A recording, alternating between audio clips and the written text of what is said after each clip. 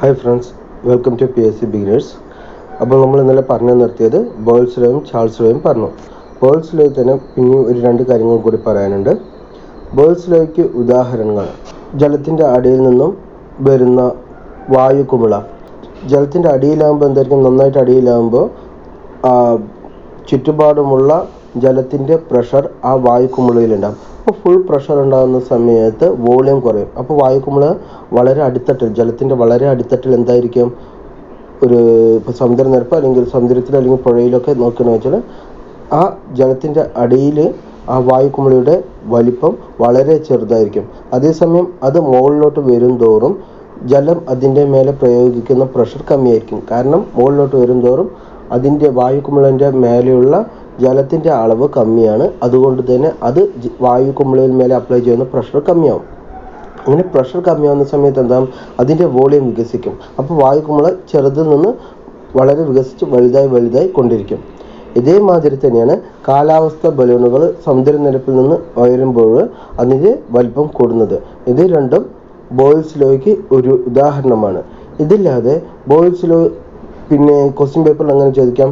ഇപ്പോൾ തന്നിരിക്കുകയാണ് ബോയിൽസ് ലോയിൽ ഞാൻ പറഞ്ഞു ടെമ്പറേച്ചർ കോൺസ്റ്റൻ്റ് ആണെന്ന്. ബോയിൽസ് ലോയിൽ ഇങ്ങനെ ചോദിക്കാം. ഇപ്പോൾ ഒരു ടെമ്പറേച്ചർ 300 ഡിഗ്രി കെൽവിനിൽ, ടെമ്പറേച്ചർ 300 ഡിഗ്രി കെൽവിൻ, ആ ഒരു സമയത്ത് വായുവിൻ്റെ വോള്യം 3 ലിറ്ററും പ്രഷർ 2 പാസ്കലുമായിരുന്നു. ഇപ്പോൾ വോള്യം അതിൻ്റെ 1.5 ആക്കണം, 1.5 ലിറ്റർ ആക്കണം. അങ്ങനെയാണ് എന്ന് വെച്ചാൽ പ്രഷർ എത്രയായിരിക്കും? ഇങ്ങനെയുള്ള ക്വസ്റ്റ്യൻ വരാം. അപ്പോൾ ഇതിനെന്താ ചെയ്യേണ്ടത്? P1 V1 P2 V2 എന്ന് ചെയ്തിട്ട് ഇതിനെ സോൾവ് ചെയ്യണം. P1 എവിടെയാണ്? P1 എത്രയാണ്? 3 ഇൻറ്റു V1 എത്രയായിരുന്നു ആ സമയത്ത്? 2 pascal, which is equal to, ഇപ്പോൾ പുതിയ വോളിയം എത്രയാണ്? 1.5 ഇൻറ്റു P2. ഇത് നോക്കിയാൽ 3 1.5 കട്ട് ചെയ്താൽ 3 2 2 4. അപ്പോൾ P2 എന്ന് പറയുന്നത് 4 ആയിട്ട് വരും. അപ്പോൾ ഇങ്ങനെയുള്ള ക്വസ്റ്റ്യൻസ് ആണ് ചോദിക്കുക. അപ്പോൾ അങ്ങനെയൊക്കെയാണ് 3 ക്വസ്റ്റ്യൻസ് ചോദിക്കുക. ഒന്ന് ഗ്രാഫ് ചോദിക്കാം, രണ്ടാമത്തത് ഇങ്ങനത്തുള്ള ക്വസ്റ്റ്യൻ ചോദിക്കാം, പിന്നെ ഒരു എക്സാമ്പിൾ തന്നിട്ട് ചോദിക്കാം. അപ്പോൾ ഞാൻ എക്സാമ്പിൾ പറഞ്ഞിരുന്നു. ഒന്ന് കാലാവസ്ഥ ബലൂണുകൾ സമുദ്രനിരപ്പിൽ നിന്ന് ഉയരുമ്പോൾ അതിൻ്റെ വലിപ്പം കൂടുന്നത്. കാരണം ഉയരം കൂടുന്നതോറും വേറെ വെളിയിലുള്ള പ്രഷർ ചെലുത്തുന്ന ആ ബലൂണിൽ ചെലുത്തുന്ന പ്രഷർ കമ്മിയായിരിക്കും. അപ്പോൾ അതുകൊണ്ട് തന്നെ അതിൻ്റെ വോള്യം ഇൻക്രീസ് ചെയ്യും. അതുപോലെ ഞാൻ പറഞ്ഞിരുന്നു സമുദ്രനിരപ്പിൽ അല്ലെങ്കിൽ പുഴേൻ്റെ അടിയിലുള്ള വായുക്കുമിള മെല്ലെ മുകളിലോട്ട് വരുന്നത്. അക്വേറിയത്തിൻ്റെ അടിത്തട്ടിൽ നിന്നുള്ള കുമിള അത് മേലേക്ക് വരുമ്പോൾ എന്ത് സംഭവിക്കുക? അടിത്തട്ടിലാണെന്ന് വെച്ചാൽ അതിൻ്റെ മേലുള്ള പ്രഷർ കൂടുതലായിരിക്കും. മേലേക്ക് വരുന്നവരും പ്രഷർ കമ്മിയാവും. അപ്പോൾ കുമിളയുടെ വലിപ്പം വളരെ വലുതാവും. അതില്ലാതെ നമ്മുടെ സിറിഞ്ചിൻ്റെ പ്രവർത്തനം അല്ലെങ്കിൽ പിസ്റ്റൻ്റെയൊക്കെ പ്രവർത്തനം. പിസ്റ്റൺ നമ്മൾ എന്താ ചെയ്യുക?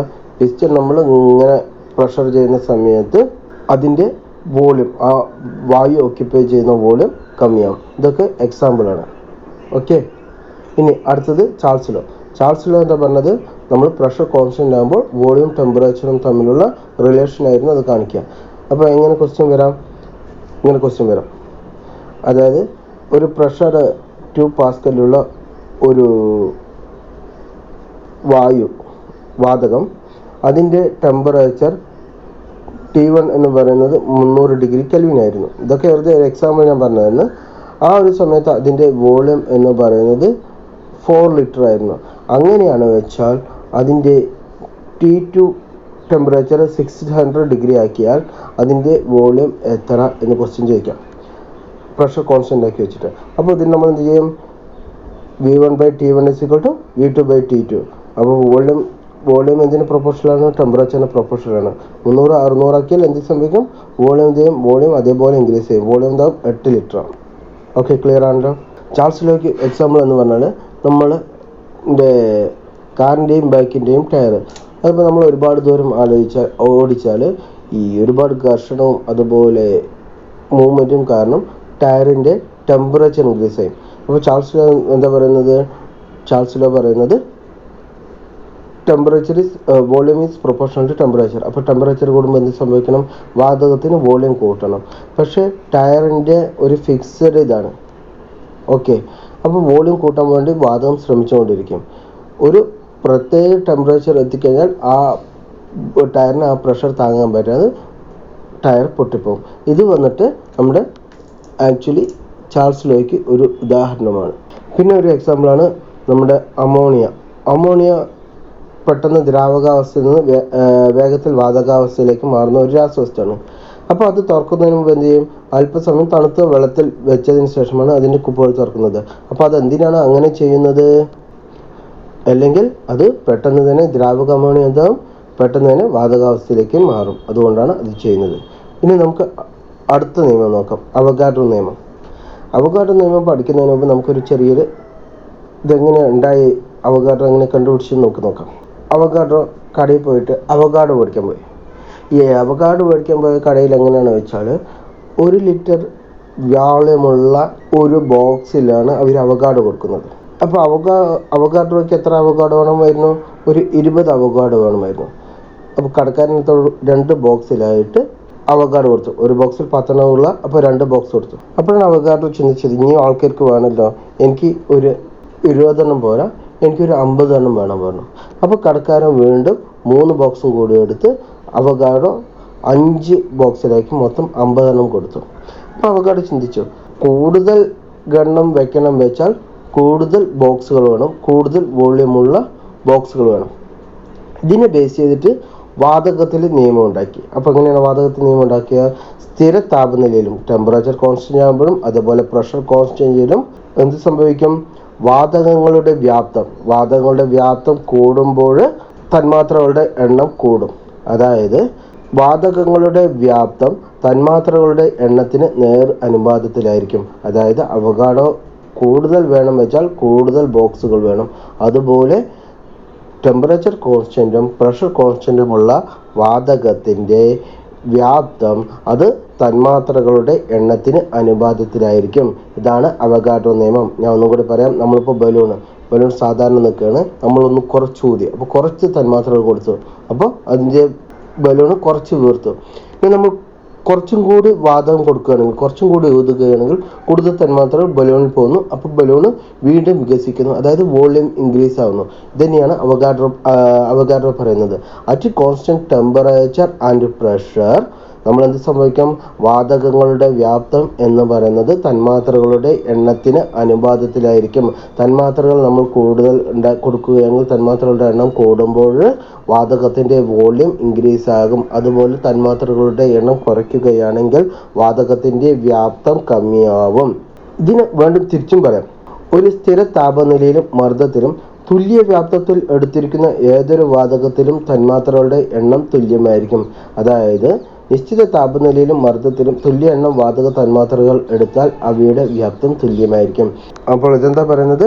അതായത് ടെമ്പറേച്ചർ കോൺസ്റ്റന്റും പ്രഷറും ആവുകയാണെന്ന് വെച്ചാൽ നമ്മൾ നിശ്ചിത വോള്യമുള്ള ഒരു ഏത് വാതകം എടുത്താലും അതിൻ്റെ തന്മാത്രകളുടെ എണ്ണം എന്ന് പറയുന്നത് ഒരു കോൺസ്റ്റന്റ് ആയിരിക്കും. അവഗാഡ്രോ നിയമത്തിന് ഗ്രാഫ് എങ്ങനെ വരും നമുക്ക് നോക്കാം. അവഗാഡ്രോ നിയമം പറയുന്നത് വോള്യൂം തന്നെയാണ്. Volume is proportional to volume versus number of molecules. അപ്പോൾ തന്മാത്രകളുടെ എണ്ണത്തിന് പ്രൊപ്പോർഷണൽ ആയിരിക്കും വോള്യൂം.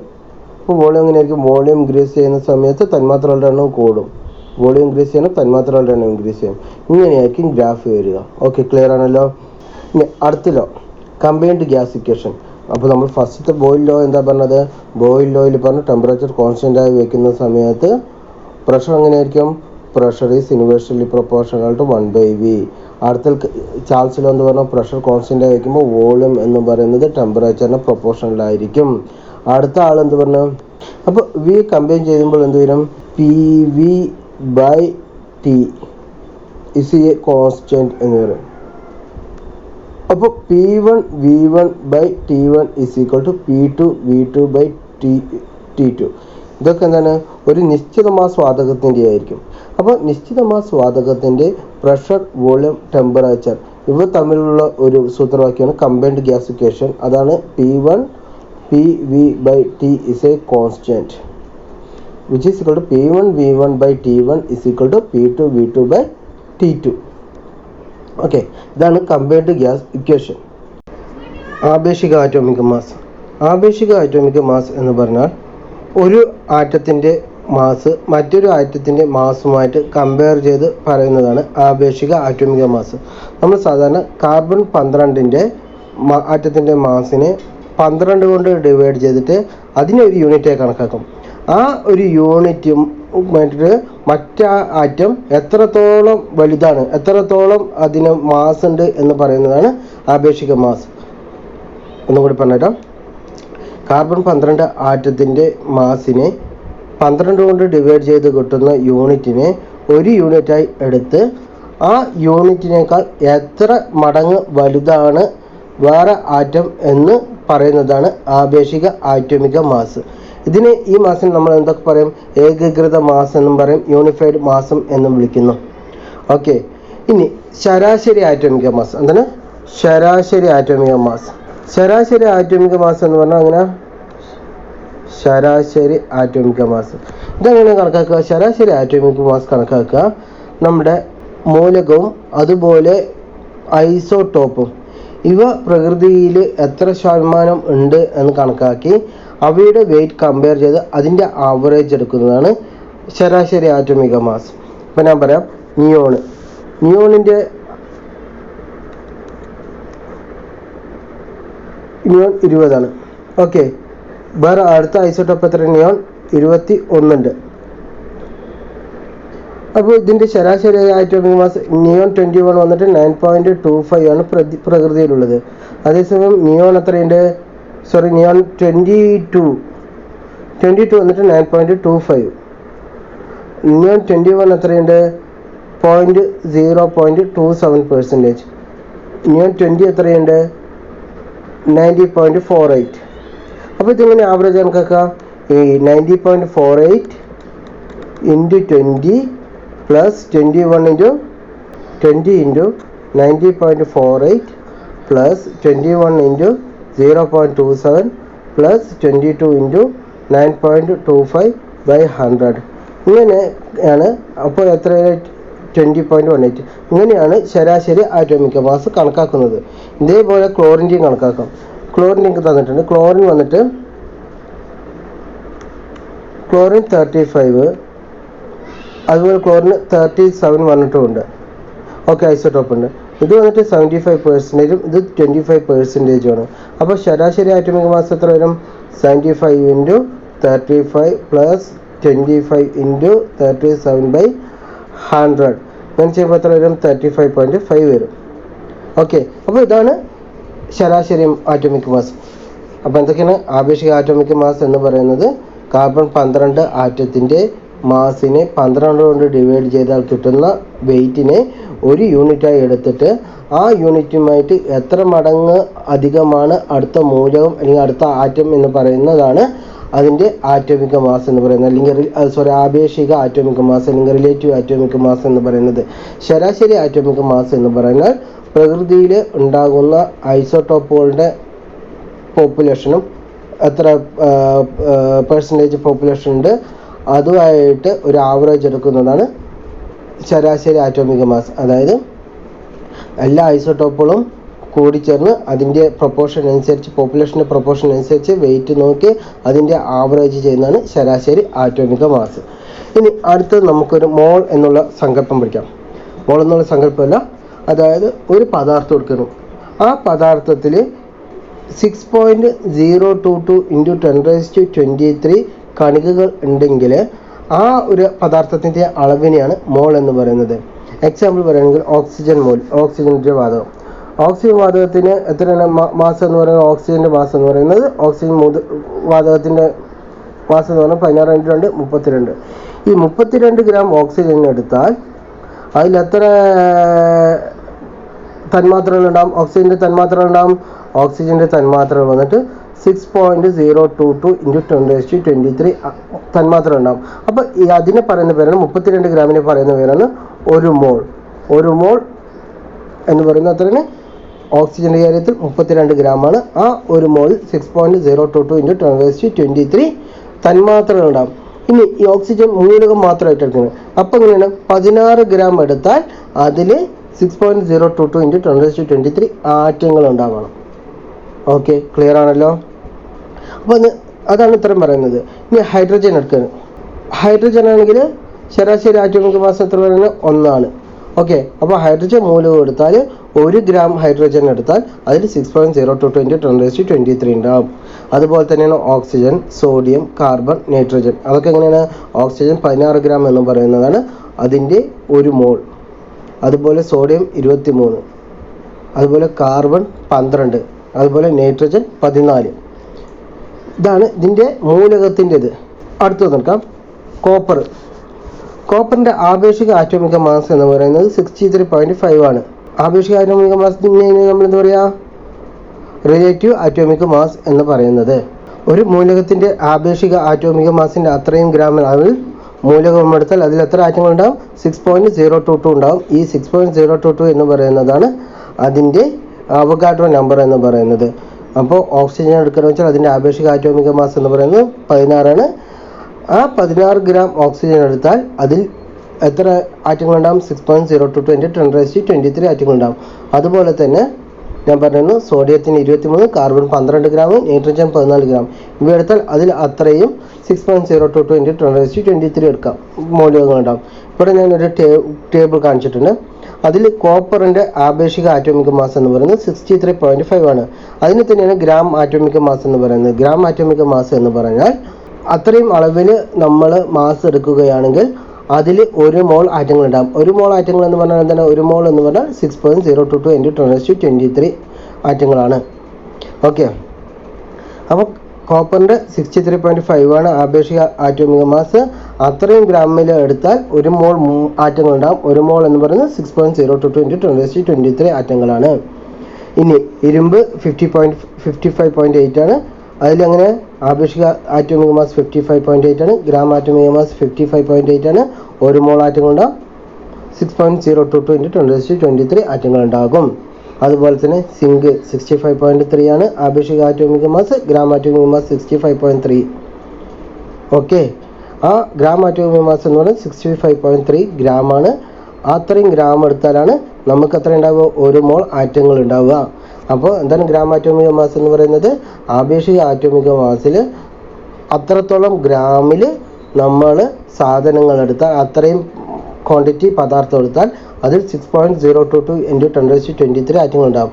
അതായത് 6.022 × 10⁻23 ആറ്റങ്ങൾ അല്ലെങ്കിൽ 1 മോൾ ആറ്റങ്ങൾ ഉണ്ടാവാൻ വേണ്ട ഗ്രാം അളവിലുള്ള പദാർത്ഥത്തിൻ്റെ അളവിനെയാണ് ഗ്രാം ആറ്റോമിക മാസ് എന്ന് പറയുന്നത്. സിങ്കിന് 65.3 ഗ്രാമാണ്. അലുമിനിയത്തിൻ്റെ ആപേക്ഷിക ആറ്റോമിക മാസ് 27 ആണ്. അലുമിനിയത്തിൻ്റെ ഗ്രാം ആറ്റോമിക മാസ് എത്രയാണ്? 27 ഗ്രാമാണ്. നൈട്രജൻ്റെ 14 ആണ്. അപ്പോൾ നൈട്രജൻ്റെ ഗ്രാം ആറ്റോമിക മാസ് എത്രയാണ്? 14 ഗ്രാമാണ്. ഇനി അടുത്തത്, ഈ ആറ്റോമിക മാസ് പ്രസ്താവിക്കാൻ ഒരു യൂണിറ്റ് ഉണ്ട്. അതാണ് ഡാൾട്ടൺ. ഒരു SI ഇതര യൂണിറ്റാണ് ഡാൾട്ടൺ എന്ന് പറയുന്നത്. ഇതിനെ DA എന്ന പ്രതീകം കൊണ്ട് നോട്ട് ചെയ്യുക. ഹൈഡ്രജൻ്റെ ആറ്റോമിക മാസ് ഞാൻ വെറുതെ തന്നിട്ടുണ്ട് 1.008 × ഡാൾട്ടൺ DA യൂണിറ്റ്. ഓക്കെ. അപ്പോൾ ഡാൾട്ടൺ എന്ന് പറഞ്ഞാൽ എന്താണ്? ഡാൾട്ടൺ പറഞ്ഞാൽ ആറ്റോമിക മാസ് പ്രസ്താവിക്കാൻ വേണ്ടിയിട്ടുള്ള ഒരു SI യൂണിറ്റ് അല്ലാത്ത വേറൊരു യൂണിറ്റാണ് ഡാൾട്ടൺ എന്ന യൂണിറ്റ്. അതിനെ ഡിനോട്ട് ചെയ്യുക DA എന്ന് പറഞ്ഞിട്ടാണ്. ഇനി അടുത്തതാണ് മോളിക്യുലാർ മാസ്. എന്താണ് മോളിക്യുലാർ മാസ് എന്ന് പറഞ്ഞാൽ? നമ്മളൊരു തന്മാത്രയിൽ അതിലടങ്ങിയിരിക്കുന്ന ആറ്റങ്ങളുടെ ആകെ മാസിനെയാണ് മോളിക്യുലാർ മാസ് എന്ന് പറയുന്നത്. എടുക്കുകയാണെങ്കിൽ ഇപ്പോൾ കാർബൺ ഡൈ ഓക്സൈഡിൻ്റെ മോളിക്യുലാർ മാസ് എത്രയാണ്? കാർബണിൻ്റെ വെയിറ്റ് 12, ഓക്സിജൻ്റെയോ 16. പക്ഷേ 2 ഓക്സിജൻ ഉണ്ട്. അപ്പോൾ 16 × 2. അപ്പോൾ ഇത് മൊത്തം കൂട്ടുമ്പോൾ എത്ര വരും? 32ഉം 12ഉം 44 വരും. അപ്പോൾ ഇതാണ് മോളിക്യുലർ മാസ് എന്ന് പറയുന്നത്. അതായത് ഒരു തന്മാത്രയിൽ അടങ്ങിയിരിക്കുന്ന ആറ്റങ്ങളുടെ ആകെ മാസിനെയാണ് മോളിക്യുലർ മാസ് എന്ന് പറയുന്നത്. ഓക്സിജൻ തന്മാത്രയുടെ മോളിക്യുലർ മാസ് എത്രയാണ്? 16 × 2 32. ഇനി അമോണിയയുടെയോ? Ammonia NH3. അപ്പോൾ അതിൻ്റെ മോളിക്യുലർ മാസ് എത്രയാണ്? 14 + 3 × 1 എത്ര വരും? 17 വരും. ഇനി വെള്ളം, ജലത്തിൻ്റെ എത്രയാണ്? H2O. ജലത്തിൻ്റെ എത്രയാണ്? 1 × 2 രണ്ടാറ്റങ്ങളുണ്ട് പ്ലസ് 16. അപ്പോൾ എത്ര വരും? 12 18. ഇനി അടുത്തത് ഗ്ലൂക്കോസ് വന്നിട്ടുണ്ട്. ഗ്ലൂക്കോസ് എത്രയാണ്? C6H12O6 കാർബണിൻ്റെ 12 into 6 plus 1 into 12 plus 16 into 6 ഇത് കൂട്ടി എത്ര വരും? 72 പ്ലസ് 12 പ്ലസ് 96. ഓക്കെ, 6 96 84 84 90 180. അപ്പോൾ ഗ്ലൂക്കോസിൻ്റെ എത്രയാണ് മോളിക്കുലർ മാസ് എന്ന് പറയുന്നത്? 180 ആണ്. ഓക്കെ, അപ്പോൾ ഒരു തന്മാത്രയിലെ ആറ്റങ്ങളുടെ മാസിനെയാണ്, ആകെ ആറ്റങ്ങളുടെ മാസിനെയാണ് എന്ത് പറയുന്നത്? മോളിക്കുലർ മാസ് എന്ന് പറയുന്നത്. ഇനി മോളിക്കുലർ മാസ് അളവിൽ നമ്മൾ ഗ്രാം എടുത്ത് വയ്ക്കുക. അപ്പോൾ അതിൽ എന്തുണ്ടാവും? 6.022 ഇൻറ്റു 10⁻23 തന്മാത്രകൾ ഉണ്ടാവും. അങ്ങനെ 6.022 ഇൻറ്റു 10⁻23 തന്മാത്രകൾ ഉണ്ടാവും. അപ്പോൾ ഇതിനെ പറയുന്ന പേരാണ് മോളാർ മാസ്. എങ്ങനെ? Molar mass. അതായത് 6.022 ഇൻറ്റു 10⁻23 തന്മാത്രകൾ എടുത്താൽ അതിൻ്റെ മാസ് എത്രയുണ്ടാകുമോ അതിനെ പറയുന്ന പേരാണ് മോളാർ മാസ് എന്ന് പറയുന്നത്. അപ്പോൾ ഈ എക്സാമ്പിൾ ഞാൻ പറയുന്നത് കാർബൺ ഡൈ ഓക്സൈഡിൻ്റെ മോളിക്കുലർ മാസ് എന്ന് പറയുന്നത് 44 പറഞ്ഞു. അപ്പോൾ 44 ഗ്രാം നമ്മൾ കാർബൺ ഡൈ ഓക്സൈഡ് എടുക്കുകയാണെങ്കിൽ അതിൽ എത്ര തന്മാത്രകൾ ഉണ്ടാകും? 6.022 ഇൻറ്റു 10⁻23 തന്മാത്രകൾ ഉണ്ടാകും.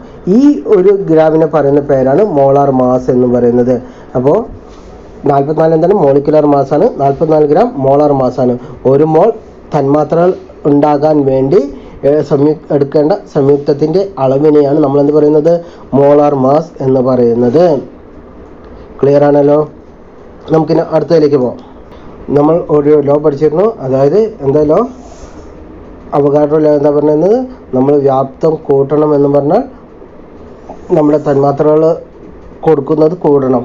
തന്മാത്രകളുടെ എണ്ണം വോള്യത്തിന് പ്രൊപ്പോർഷണലായിരിക്കും എന്ന് അവഗാഡ്രോ പറഞ്ഞിരുന്നു. അതുപോലെ നമ്മളൊരു സാധാരണ STP standard temperature and pressure, അതായത് സ്റ്റാൻഡേർഡ് ടെമ്പറേച്ചർ എന്ന് പറയുന്നത് 273 കെൽവിൻ അല്ലെങ്കിൽ 0 ഡിഗ്രി സെൽഷ്യസും മർദ്ദം പ്രഷർ 180 ആയി സ്ഥിരപ്പെടുത്തിയാൽ ആ ഒരു സമയത്ത് നമ്മളൊരു 22.4 ലിറ്റർ വ്യാപ്തത്തിൽ ഏത് വാതകം എടുത്താലും അതിൽ ഒരു മോൾ തന്മാത്രകൾ ഉണ്ടാകും. ആ ഒരു വ്യാപ്തത്തിനെയാണ് മോളാർ വ്യാപ്തം എന്ന് പറയുന്നത്. അപ്പോൾ എന്താ പറഞ്ഞത്? നമ്മൾ സ്റ്റാൻഡേർഡ് ടെമ്പറേച്ചർ ആൻഡ് പ്രഷറിൽ സെറ്റ് ചെയ്തിരിക്കുകയാണ്. സ്റ്റാൻഡേർഡ് ടെമ്പറേച്ചർ എത്രയാണ്? 273 കെൽവിൻ ടെമ്പറേച്ചർ 180 പ്രഷറിലുള്ള 22.4 ലിറ്റർ വെള്ളം 22.4 ലിറ്റർ വോള്യത്തിലുള്ള ഏതൊരു വാതകം എടുത്താലും അതിൽ അടങ്ങിയിരിക്കുന്ന തന്മാത്രകളുടെ എണ്ണം എന്ന് പറയുന്നത് 6.022 ഇൻറ്റു 10⁻23 ആയിരിക്കും. അപ്പോൾ ഈ ഒരു വോള്യത്തിന് എന്ത് പറയുക? മോളാർ വ്യാപ്തം എന്ന് പറയാം. എന്താ പറയുക? മോളാർ വ്യാപ്തം എന്ന് പറയാം. ഇനി അടുത്തത് STP standard temperature and pressure സ്ഥിതി ചെയ്യുന്ന വാതകങ്ങളുടെ മോളുകളുടെ എണ്ണം എന്ന് പറയുന്നത് തന്നിരിക്കുന്ന വ്യാപ്തം എത്രയാണോ വ്യാപ്തം തന്നിരിക്കുന്ന ലിറ്ററിൽ തന്നിരിക്കുന്ന വ്യാപ്തം ഡിവൈഡഡ് ബൈ STPയിലെ മോളാർ വ്യാപ്തം. എന്താണ് STPയിലെ മോളാർ വ്യാപ്തം? 44.8 ലിറ്റർ വാതകത്തിൽ സ്റ്റാൻഡേർഡ് ടെമ്പറേച്ചർ ആൻഡ് പ്രഷറിൽ മെയിൻറ്റെയിൻ ചെയ്തിരിക്കുന്ന വാതകത്തിൽ എത്ര മോൾ ഉണ്ടാകും എന്ന് ചോദിക്കുമ്പോൾ നമ്മൾ എങ്ങനെ കണ്ടുപിടിക്കാം? 44.8 ഡിവൈഡഡ് ബൈ STPയിലെ മോളാർ വ്യാപ്തം എന്ന് പറയുന്നത് എത്രയാണ്? 22.4. അപ്പോൾ എത്ര വരും?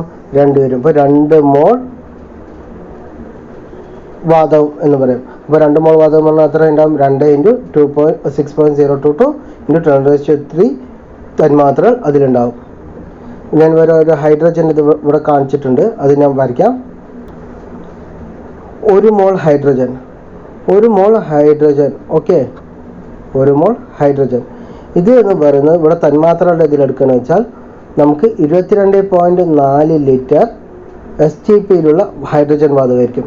ഓക്കെ, 1 മോൾ വാതകം 22.4 ഹൈഡ്രജൻ വാതകമായിരിക്കും അറ്റ് STP. ഇനി ഈ 1 മോൾ എന്ന് പറയുന്നത് എത്രയാണ്? 2 ഗ്രാം ഹൈഡ്രജൻ വാതകമാണ്.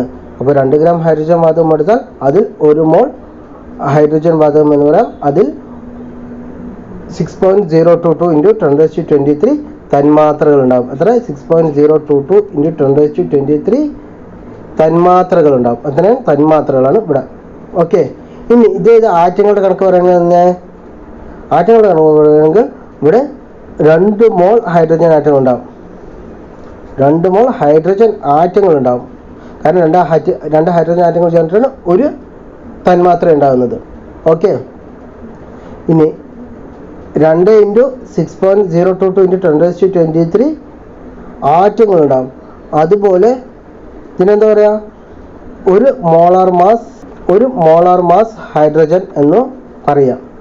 ഓക്കെ, അപ്പോൾ 1 മോൾ ഹൈഡ്രജൻ എടുത്താൽ അതിൽ 22.4 ലിറ്റർ SgPയിലുള്ള വാതകമുണ്ടാവും. അതുപോലെ അതിൻ്റെ വെയിറ്റ് എന്ന് പറയുന്നത് 2 ഗ്രാം ഹൈഡ്രജൻ ആയിരിക്കും. അതിൽ 6.022 × 10⁻23 തന്മാത്രകളുണ്ടാവും. ഇനി ആറ്റങ്ങൾ അതുപോലെ ഒരു മോളാർ മാസ് ഹൈഡ്രജൻ എന്നും ഇതിനെ വിളിക്കും. ഇനി ഇതിൽ എത്ര ആറ്റങ്ങളുണ്ടാവും? 2 × 6.022 × 10⁻23 ഹൈഡ്രജൻ ആറ്റങ്ങളുണ്ടാവും. അതുപോലെ 2 മോൾ ഹൈഡ്രജൻ ആറ്റങ്ങളാണ് ഉണ്ടാവുക. ക്ലിയർ ആണല്ലോ? ഇനി നമ്മളത് ഓക്സിജൻ കേസിൽ പറയണോ? ഓക്സിജൻ എടുക്കണം. 1 മോൾ ഓക്സിജൻ എടുക്കണം. SgPയിൽ 1 മോൾ ഓക്സിജൻ എന്ന് പറഞ്ഞാൽ അത് 22.4 ലിറ്റർ ഉണ്ടാവും എന്ന് പറഞ്ഞു. ഇനി രണ്ടാമത്തെ കേസ്, ഇതിന് എത്ര വെയിറ്റ് ഉണ്ടാവും? 16 32 ഗ്രാം വെയിറ്റ് ഉണ്ടാവും. ഇനി ഇതോ എത്ര തന്മാത്രകൾ ഉണ്ടാവും? 6.02 × 10⁻23 തന്മാത്രകൾ ഉണ്ടാകും. ഇനി ഇതിൻ്റെ വെയിറ്റ് എന്ന് പറയുന്നത് 1 മോളാർ മാസാണ്. ഇനി ഇതിൽ എത്ര ആറ്റങ്ങൾ ഉണ്ടാവും? 2 × 6.02 × 10⁻23 ആറ്റങ്ങൾ ഉണ്ടാവും. അതുപോലെ ഇത് എത്ര ആറ്റങ്ങളാണ്? 2 മോൾ ആറ്റങ്ങളായിരിക്കും. ക്ലിയർ ആണല്ലോ? ഇനി നമുക്ക് അടുത്തതിലേക്ക് കിടക്കാം. ആദർശവാതക സമവാക്യം അല്ലെങ്കിൽ ideal gas equation. Ideal gas equation എന്ന് പറഞ്ഞാൽ നമ്മൾ ഓൾറെഡി പറഞ്ഞിരുന്നു, volume is proportional to 1/p എന്ന് ബോയ്സ് ലോ പറഞ്ഞു, at temperature and n constant. Okay, ഇനി അടുത്ത എന്താ പറഞ്ഞത്? Volume is proportional to temperature at p and n constant. ആര് പറഞ്ഞു? ചാൾസ് ലോ പറഞ്ഞു. ഇനി volume is proportional to n മോളുകളുടെ എണ്ണം p and t is constant. ഇതാര് പറഞ്ഞു? അവഗാഡ്രോ പറഞ്ഞു. അപ്പോൾ ഇതിന് 3 കമ്പൈൻ ചെയ്ത് നമുക്ക് എന്ത് സംഭവിക്കും? PV = 1 കോൺസ്റ്റന്റ് ഇൻറ്റു NT എന്ന് പറയും. ഈ ഒരു ഇക്വേഷനാണ് ഐഡിയൽ ഗ്യാസ് ഇക്വേഷൻ എന്ന് പറയുന്നത്. ഐഡിയൽ ഗ്യാസ് ഇക്വേഷൻ എന്ന് പറയുന്നത് എല്ലാ താപനിലയിലും മർദ്ദത്തിലും ഈ സമവാക്യം അനുസരിക്കുന്ന വാതകങ്ങളെയാണ് നമ്മൾ എന്താ പറയുക? ആദർശ വാതകങ്ങൾ എന്ന് പറയുന്നത്. അപ്പോൾ PV = nRT ഫോളോ ചെയ്യുന്ന വാതകങ്ങളെയാണ്, എല്ലാ താപനിലയിലും മർദ്ദത്തിലും അനുസരിക്കുന്ന വാതകങ്ങളെയാണ് ആദർശവാതകങ്ങൾ അല്ലെങ്കിൽ ഐഡിയൽ ഗ്യാസ് ഇക്വേഷൻ എന്ന് പറയുന്നത്. ഇതെങ്ങനെയാണ് നമ്മൾ അവിടെ എത്തിയത്? ബോയ്സ് ലോയും ചാൾസ് ലോയും അവഗാഡ്രോ ലോയും കമ്പൈൻ ചെയ്ത് കഴിഞ്ഞാൽ PV എന്ന് പറയുന്നത് ഒരു സ്ഥിരസംഖ്യ ഇൻറ്റു NT എന്നാകും. ആ PV = nRT where R is a constant. ഇതിനെയാണ് നമ്മൾ എന്താ പറയുക? ഐഡിയൽ ഗ്യാസ് ഇക്വേഷൻ അല്ലെങ്കിൽ ആദർശ വാതക സമവാക്യം എന്ന് പറയുന്നത്. ഈ ആറിനെ നമ്മൾ പറയുന്നത് വാതക സ്ഥിരാങ്കം അല്ലെങ്കിൽ യൂണിവേഴ്സൽ ഗ്യാസ് കോൺസ്റ്റന്റ് എന്നാണ്. എന്താണ് പറയുക? ആറിനെ നമ്മൾ പറയുന്നത് വാതക സ്ഥിരാങ്കം അല്ലെങ്കിൽ യൂണിവേഴ്സൽ ഗ്യാസ് കോൺസ്റ്റന്റ് എന്നാണ് പറയുന്നത്. ഇവിടെ ഒരു കണക്ക് തന്നിട്ടുണ്ട്. SgPയിൽ 224 ലിറ്റർ ഓക്സിജൻ വാതകം അടിച്ചിരിക്കുന്നു. ഇതിൽ എത്ര മോൾ ഓക്സിജൻ ഉണ്ട്? ഞാൻ പറഞ്ഞു, ആദ്യം നമുക്ക് മോൾ കിട്ടണമെങ്കിൽ എന്ത് ചെയ്യണം? തന്നിരിക്കുന്ന വാതകം ലിറ്റർ ഡിവൈഡഡ് ബൈ SgPയിലെ വാതക ലിറ്റർ കണക്ക്. അപ്പോൾ എങ്ങനെ വരിക? 224/22.4. അപ്പോൾ 10 മോൾ ഓക്സിജൻ ഉണ്ട്. എത്രയുണ്ട്? 10 മോൾ ഓക്സിജൻ ഉണ്ട്. ഇതിൽ എത്ര തന്മാത്രകൾ ഉണ്ടാവുക? 22.4 ലിറ്ററിൽ 6.1 മോൾ ആറ്റങ്ങൾ.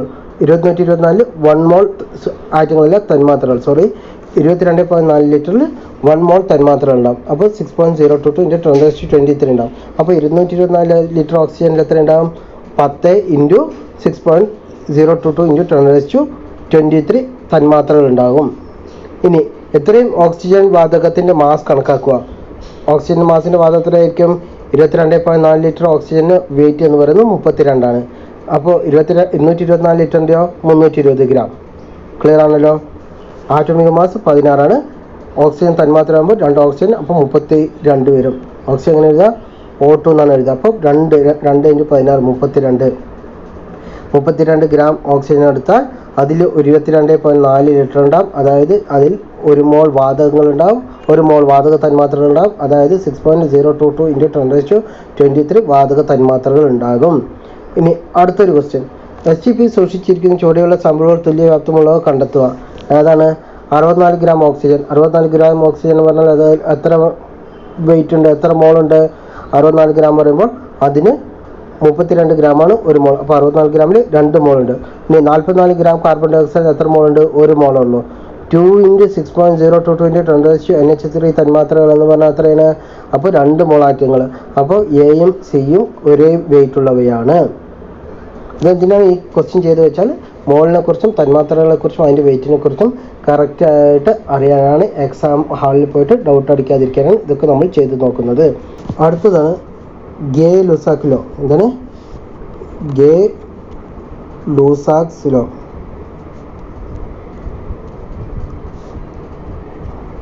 ഗേ-ലൂസാക്സ് നിയമം അല്ലെങ്കിൽ ഗേ-ലൂസാക്സ് ലോ എന്ന് പറയുന്നത്. ഇതിലെന്താ പറയുന്നത്?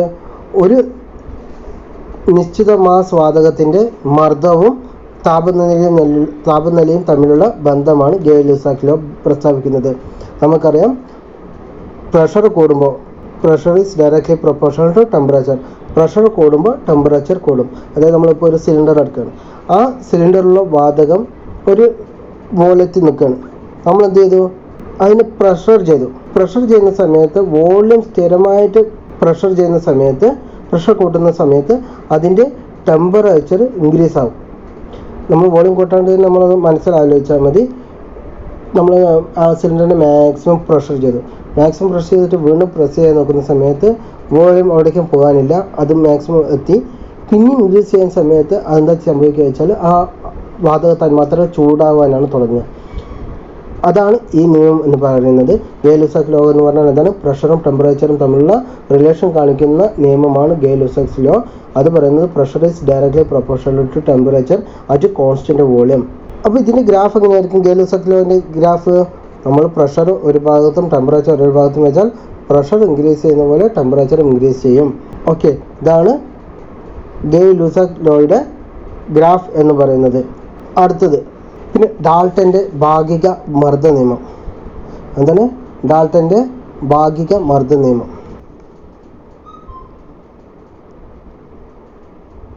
ഭാഗിക മർദ്ദ നിയമം.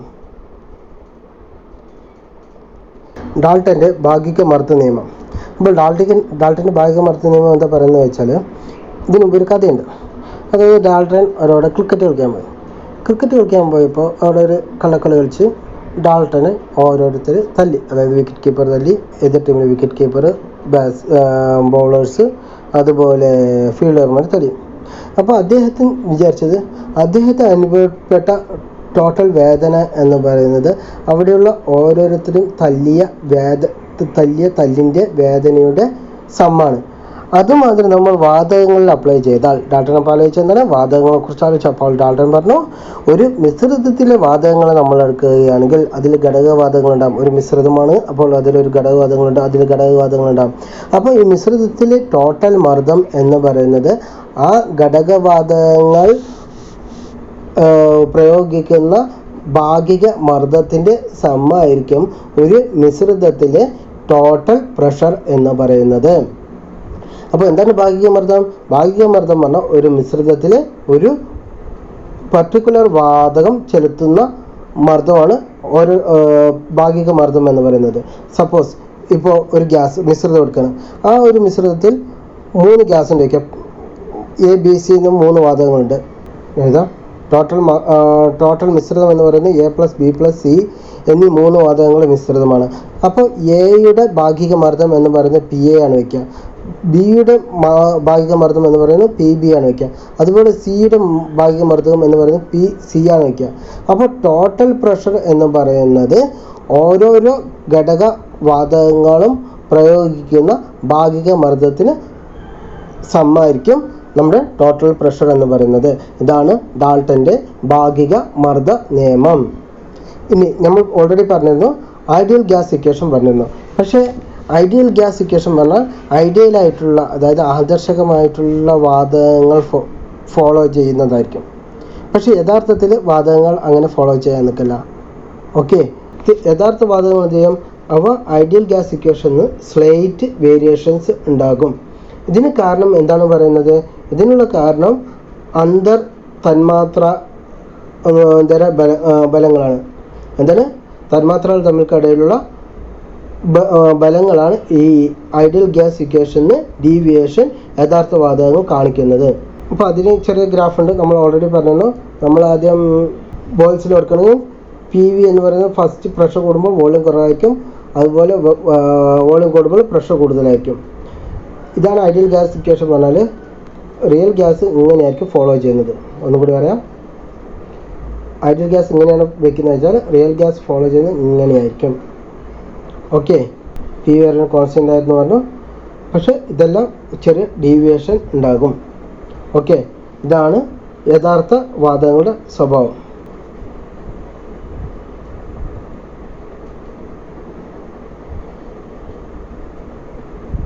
ഇങ്ങനെ ഡീവിയേഷൻസ് യഥാർത്ഥ വാതകങ്ങൾ കാണിക്കും. ഇപ്പോൾ കോൺസ്റ്റൻ്റ് ആയിട്ടല്ല ഉണ്ടാകുക, ഇങ്ങനെ ഒരു ചെറിയ വേരിയേഷൻസ് ഉണ്ടാകും. ഇനി അടുത്തതാണ് വാതകങ്ങളുടെ ചലനാത്മക തന്മാത്ര സിദ്ധാന്തം, അതായത് കൈനറ്റിക് തിയറി ഓഫ് ഗ്യാസ് എന്ന് പറയുന്നത്. ഇതൊന്നുമില്ല, വാതക തന്മാത്ര ഞാൻ ഓൾറെഡി പറഞ്ഞിരുന്നു, അവ പരസ്പരം ചലിക്കുന്നുണ്ട്. അവ പരസ്പരം ചലിക്കുമ്പോൾ തന്നെ അവ പരസ്പരം കൂട്ടിമുട്ടാറുണ്ട്. ആ കൂട്ടിമുട്ടൽ എന്ന് പറയുന്നത് ഇലാസ്റ്റിക് ആണ്, അതായത് എനർജി നഷ്ടമൊന്നും സംഭവിക്കാത്ത തന്മാത്രകളുടെ ഇടയാണ് നടക്കുന്നത് എന്ന് പറഞ്ഞു. ഇനി തന്മാത്ര ഇങ്ങനെ മൂവ് ചെയ്യുന്നത് ഞാൻ പറഞ്ഞിരുന്നത്. അപ്പോൾ അതിലെ ആവറേജ് വെലോസിറ്റി എന്ന് പറയുന്നത് എന്താണ്, ആവറേജ് വെലോസിറ്റി എന്ന് പറയുന്നത് കണക്ക് കൂട്ടാന്ന് വെച്ചാൽ, ഇപ്പോൾ ആവറേജ് വെലോസിറ്റി U ആവറേജ് പറഞ്ഞാൽ ഓരോന്നിൻ്റെയും വേഗത ഒരു n ആറ്റങ്ങൾ ഉണ്ട് വയ്ക്കുക. അപ്പോൾ U1 U2 plus etcetera up to UN ആറ്റങ്ങളുടെ ശരാശരി വേഗമാണ് തന്മാത്രകളുള്ള വാതകത്തിൻ്റെ ആവറേജ് വെലോസിറ്റി എന്ന് പറയുന്നത്. പിന്നെ അറിയാം, നമ്മുടെ തന്മാത്ര എടുക്കുമ്പോൾ കുറച്ച് വേഗതയുള്ളവ എന്ന് പറയുന്നത് കുറച്ചാറ്റമായിരിക്കും. അതുപോലെ ഒരു ആവറേജ് വെലോസിറ്റി ഉള്ള തന്മാത്രകൾ എന്ന് പറയുന്നത് കൂടുതലായിരിക്കും. അതുപോലെ ഏറ്റവും കൂടുതൽ വേഗത്തിൽ സഞ്ചരിക്കുന്നവയും കുറവായിരിക്കും. അതായത് ആവറേജ് വെലോസിറ്റി ഉള്ള തന്മാത്രകളുടെ എണ്ണം എപ്പോഴും പീക്കായിരിക്കും. അതേസമയം വളരെ സ്ലോ ആയിട്ട് മൂവ് ചെയ്യുന്നവയും അതുപോലെ വളരെ ഫാസ്റ്റായിട്ട് മൂവ് ചെയ്യുന്ന ആറ്റങ്ങളുടെ എണ്ണവും ഏകദേശം വളരെ കുറവായിരിക്കും. പിന്നെ പറയുന്നത് എന്താണെന്ന് വെച്ചാൽ, ഓരോ വാതകത്തിനും ഞാൻ പറഞ്ഞു തന്മാത്രകൾ വ്യത്യസ്ത വേഗതയിലാണെന്ന് പറഞ്ഞു. പക്ഷേ അവയുടെ ശരാശരി ഗതികോർജം എന്ന് പറയുന്നത് താപനിലയ്ക്ക് നേരെ അനുപാതത്തിലായിരിക്കും. എന്താണ് ഗതികോർജം എന്ന് പറയുന്നത്, വാതകത്തിലെ തന്മാത്രകളുടെ ഗതികോർജം എന്ന് പറയുന്നത് അവയുടെ താപനിലയ്ക്ക് നേരെ അനുപാതത്തിലായിരിക്കും. ഓക്കെ, അപ്പോൾ ഈ ഒരു ഗ്രാഫ് പഠിക്കുക. എന്താണ് ഗ്രാഫ് എന്ന് പറയുന്നത്, ഈ ഗ്രാഫ് എന്താ പറയുന്നത്, അതായത് തന്മാത്രകളുടെ എണ്ണം, വേഗത ഇവ തമ്മിൽ ബന്ധിപ്പിക്കുന്ന ഗ്രാഫ് എന്ന് പറയുന്നത് ആവറേജ് വെലോസിറ്റി മാക്സിമം ആറ്റങ്ങളുണ്ടാവും. വേഗത കൂടിയവയും കമ്മിയായിരിക്കും, വേഗത കുറഞ്ഞവയും കുറച്ച് ആറ്റങ്ങളെ ഉണ്ടാകുകയുള്ളൂ. ഇതാണ് നമ്മുടെ വാതകങ്ങളുടെ ചലനാത്മക തന്മാത്ര സിദ്ധാന്തം അല്ലെങ്കിൽ കൈനറ്റിക് തിയറി ഓഫ് ഗ്യാസ് എന്ന് പറയുന്നത്. പിന്നെ പറയുന്നത് ഒരു കണികയുടെ ഗതികോർജം എന്ന് പറയുന്നത് കൈനറ്റിക് എനർജി എന്ന് പറയുന്നത് ½ mu² ആണ്. എന്താണ് ഗതികോർജം എത്രയാണ്, ½ mu² ആണ്. M പറയുന്നത് എന്താണ്, മാസാണ്. ഇത്രയുമാണ് വാതകങ്ങളുടെ ഗ്യാസ് ലോസിനെ കുറിച്ച് പറയാനുള്ളത്, അല്ലെങ്കിൽ വാതക നിയമങ്ങളെ കുറിച്ച് പറയാനുള്ളത്. അപ്പോൾ നമുക്ക് ഒന്ന് ഫാസ്റ്റിൽ പറഞ്ഞു പോകാം. എന്തൊക്കെയാണ് നമുക്ക് പറയാനുള്ളത്, ഓൾറെഡി ബോയ്ൽസ് ലോയും ചാൾസ് ലോയും പറഞ്ഞിരുന്നു, അതിനുശേഷമുള്ളത് പറയാം. അവഗാഡ്രോ ലോ പറയുന്നത് ഒരു താപനില, മർദ്ദം ഇവ സ്ഥിരമായിരിക്കുമ്പോൾ വാതകങ്ങളുടെ വ്യാപ്തം എന്ന് പറയുന്നത് തന്മാത്രകളുടെ എണ്ണത്തിന് നേർ അനുപാതത്തിലായിരിക്കും. ഇതാണ് അവഗാഡ്രോ നിയമം. അതായത് വോളിയം കൂട്ടണം വെച്ചാൽ കൂടുതൽ തന്മാത്രകൾ നമ്മൾ ഒരേ ടെമ്പറേച്ചറും ഒരേ മർദ്ദം സ്ഥിരമാണെങ്കിൽ കൂടുതൽ തന്മാത്രകൾ കൊടുത്താൽ കൂടുതൽ വോളിയം വേണം. അതാണ് ഒരു ബലൂൺ നമ്മൾ നിറയ്ക്കുന്നത്, ബലൂൺ ഊതുമ്പോൾ നമ്മൾ കൂടുതൽ തന്മാത്രകളെ ബലൂണിനകത്തേക്ക് പ്രവേശിക്കുന്നു. അപ്പോൾ അതിൻ്റെ വോളിയം കൂടുതലായിട്ട് ഇൻക്രീസ് ചെയ്യുന്നു. അതുപോലെ സ്ഥിര താപനിലയിലും മർദ്ദത്തിലും തുല്യവ്യാപ്തത്തിൽ അടങ്ങി വയ്ക്കുന്ന ഏതൊരു വാതകത്തിലെയും തന്മാത്രകളുടെ എണ്ണം തുല്യമായിരിക്കും. ഒരു നിശ്ചിത ടെമ്പറേച്ചറും മർദ്ദത്തിലും തുല്യ എണ്ണം വാതക തന്മാത്രകൾ എത്ര ഉണ്ടാകും, തുല്യവ്യാപ്തമായിരിക്കും അവ ഉൾക്കൊള്ളുക. ഇനി കമ്പൈൻഡ് ഗ്യാസ് ഇക്വേഷൻ, ഈ മൂന്ന് ലോസും കമ്പൈൻ ചെയ്താൽ എന്തുണ്ടാകും, P1 V1/T1 = P2 V2/T2 അല്ലെങ്കിൽ P/T is a constant വരും. ഇതാണ് കമ്പൈൻഡ് ഗ്യാസ് ഇക്വേഷൻ. ഇനി 6.022 × 10⁻23 ആറ്റങ്ങൾ അടങ്ങിയിരിക്കുന്ന അല്ലെങ്കിൽ തന്മാത്രകൾ അടങ്ങിയിരിക്കുന്ന ഏതൊരു അളവിനെയും എന്താ പറയുക, മോൾ എന്നാണ് പറയുക.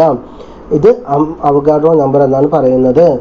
ഇനി ആപേക്ഷിക ആറ്റോമിക മാസ് എന്ന് പറയുന്നത് ഒരു ആറ്റത്തിൻ്റെ മാസ് കാർബൺ 12 ആറ്റത്തിൻ്റെ മാസിനെ 12 കൊണ്ട് ഹരിച്ചാൽ കിട്ടുന്ന ഒരു യൂണിറ്റുമായിട്ട് എത്രത്തോളം വലുതാണ് എന്ന് പറയുന്നതാണ് വേറെ ആറ്റത്തിൻ്റെ ആപേക്ഷിക ആറ്റോമിക മാസ് എന്ന് പറയുന്നത്.